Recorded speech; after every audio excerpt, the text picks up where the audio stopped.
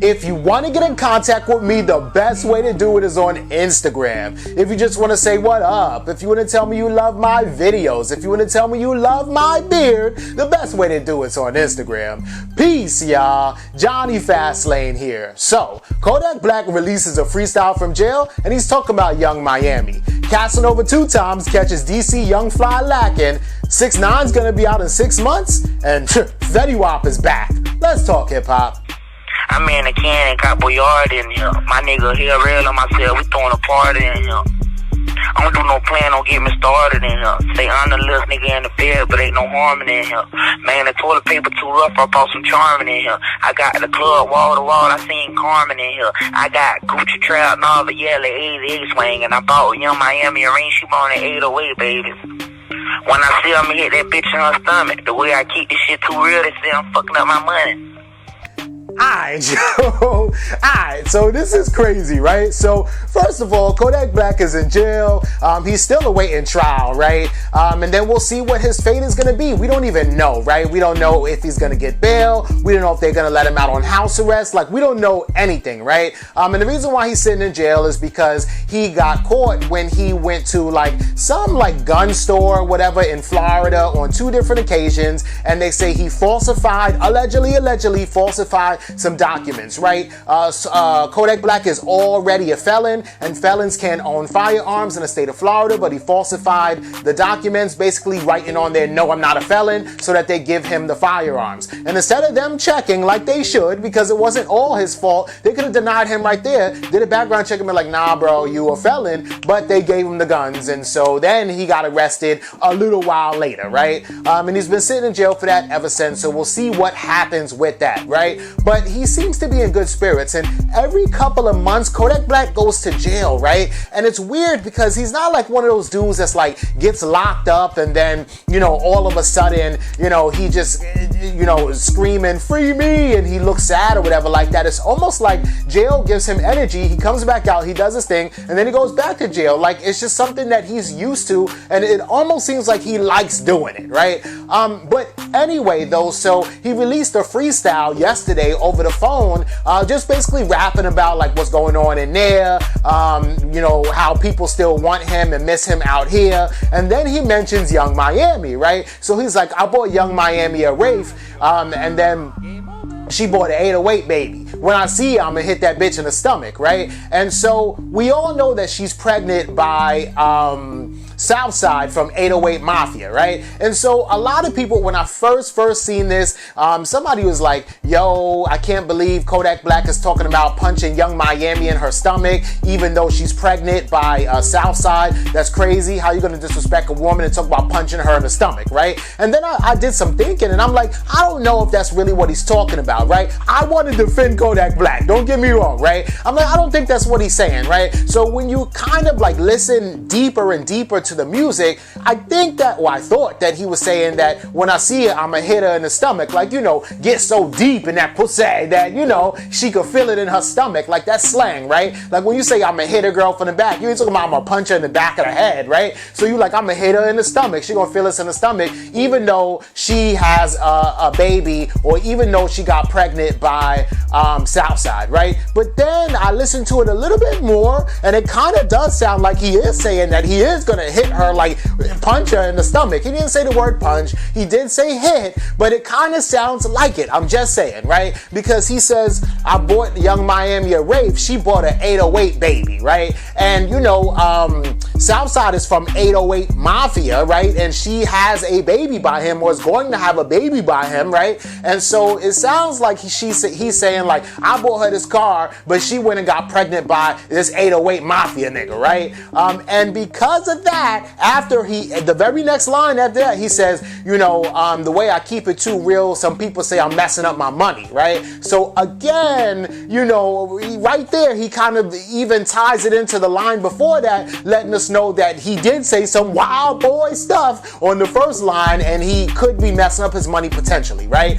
So I don't know, man. I think, look, man, Kodak Black is a hood nigga. He's a street dude, and he's from South Florida, and he's very country, and he's very real about the way that he talks and the way that he thinks. And I just think that he's saying what's on his mind. I don't think that means that when he gets out of jail that he's gonna really punch her in the stomach or anything like that. But he definitely kind of said that he would, you know. But anyway, Southside from 808 Mafia, who is like a super producer. He produced for mad people, from, you know, Gucci Mane to YG, you know, to G Herbo to, you know, XXX. I mean, like, you know, Southside is Southside. We all know him, right? Young Miami's boyfriend slash fiance responded to Kodak's freestyle.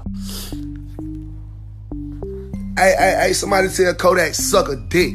How about that? Then get up out of jail first, pussy. Yo, not much of a response, right? And straight up and straightforward, right? He's like, yo, tell Kodak to SMD, right? And then he's like, why don't you get out of jail first, right? You talking about all this and that, you gonna hit in the stomach. I think by the time he gets out of jail, you know, Young Miami would have had the baby anyway, type. You know what I'm saying? So I don't know, man. But yo, this is Kodak Black, right? So he did the same thing with Lauren London when he was like, yeah, yo, I'm gonna try to holla at Lauren London. You know what I'm saying? It's just, that's what Kodak does, man. I wouldn't say, like, I mean, he's just disrespectful, right? And that's him. That's his persona. That's what he does. That's what he represents. And he just says like whatever's on his mind. He don't got no filter at all.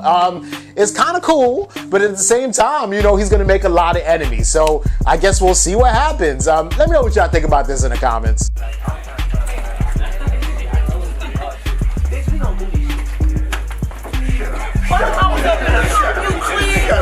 Shut up. Yeah, you gotta stop. Yeah, shut up. I didn't know what to do. What the fuck? I'm black out. I'm black out.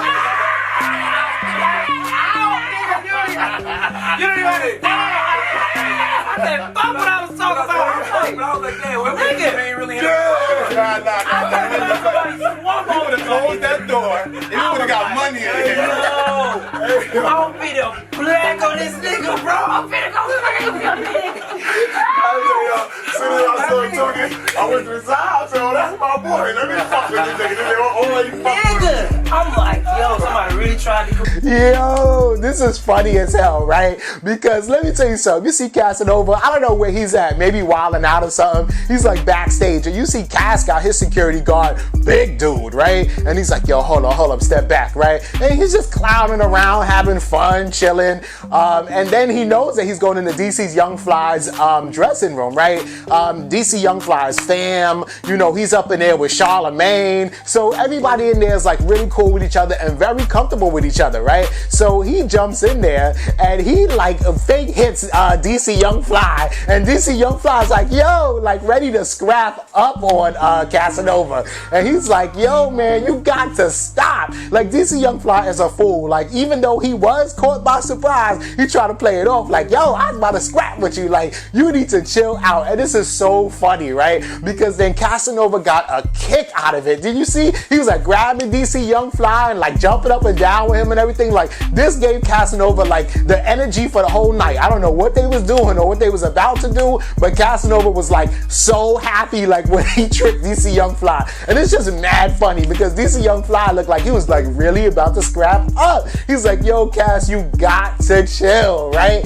And then, you know, he comes in there, gives a pound to Charlemagne. Charlemagne's sitting in the corner giggling and shit. You got the security guard over there sitting there. He gives a pound to him. Like, it was all love in the room. But that was so funny because the way that Brooklyn niggas, man, the way that Casanova approached that shit was so funny, yo. But I think this is dope, and it's just cool to like see like Casanova like getting like along with DC Young Fly. He's always been cool with Charlemagne, but you know, this was like a little dope thing. And yeah, man, he should do that to more rappers. But you know, let me know what y'all think about this in the comments. Yo, this is crazy, right? Because Jade is like really standing by 6ix9ine. I mean, hey man, she's smart, or maybe you're smart, you're loyal, DJ Khaled voice, or maybe she really loves him. Like if you really love somebody, you don't care what the public is talking about him, you don't care what anybody is saying about him, you're gonna stick by him, right? Maybe she loves the money though, you know what I'm saying? But then again, how much money is he really gonna have after he pays all these lawyer fees and really gets out of jail? And will he be able to continue in rap to make more money? You know, all of that is remaining to be seen, right? But what we do know though is that, you know, according to, you know, reports and everything like that, 6ix9ine basically told on everybody, right? And then you got, you know, the aisle is split down the middle, right? Half of the people, they're like, listen, you know, what would you do if your homeboys tried to, you know, fuck your baby moms and do all this and that to you or whatever, and they try to set you up and they robbed you and they try to kill you at the casino, you know, what would you do? And then, you know, the other side of the aisle is saying like, yeah, I get that, you know, that is messed up what they did to him, but even though they did that to him, he still shouldn't tell on anybody because he's a man and he agreed to be down with them. So if you agree to be down with them, then you just gotta hold it down. Not for them, you know what I'm saying? If you're not cool with them, fuck them, you know what I'm saying? Not for them, but for yourself, because you want to go to sleep at night and just know that you can rest your head on the bed and say, look, I didn't tell on nobody, right? And then I really think that 6ix9ine probably wouldn't have got that many years because he's been down with Treyway since 2017, which has only been like a year until he was locked up. So I mean, how much crime allegedly could 6ix9ine have done in that time while he's a superstar rapper at the same time? You know what I'm saying? Yeah, he probably knew about a lot of stuff, but I don't think that he was really partaking in a lot of stuff. He did, you know, pay these guys to do some things, but he could have just took that on the chin and did a little, you know, 5 years, because Ish, one of 6ix9ine's homeboys that is down with Treyway, only got 5 years, and 6ix9ine's been in jail for almost a year now. So you know, 4 more years he could have came back out and been successful in hip hop, right? Just like Bobby Shmurda is gonna be. But anyway, since he told on everybody or whatever, there's rumors that he was getting out of September.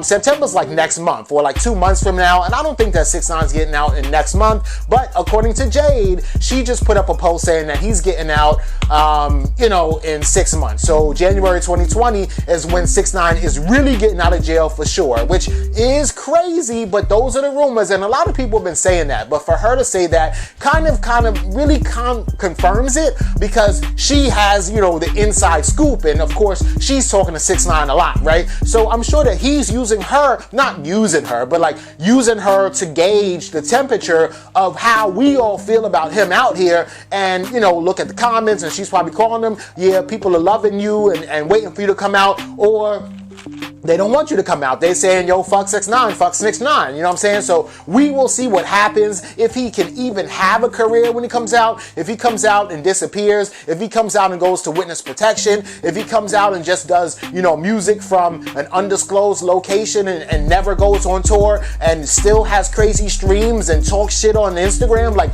we will see, right? But according to Jade, 6 months, he'll be out. So, let me know what y'all think about that in the comments.